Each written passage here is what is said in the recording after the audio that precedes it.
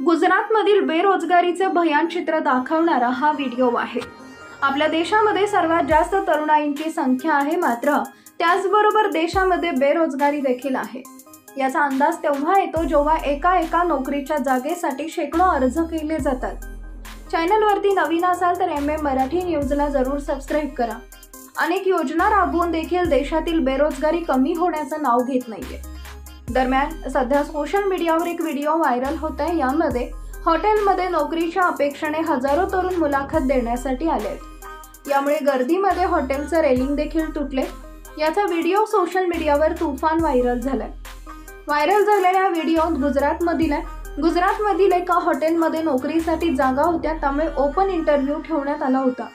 मात्र 10 जागांसाठी हजारो लोक अर्ज घेऊन आले, त्यामुळे हॉटेलमध्ये एकच गर्दी झाली।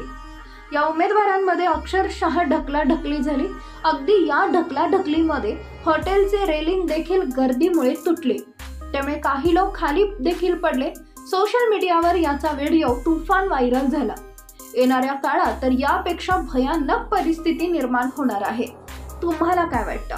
तुमच्या प्रतिक्रिया आम्हाला जरूर कळवा।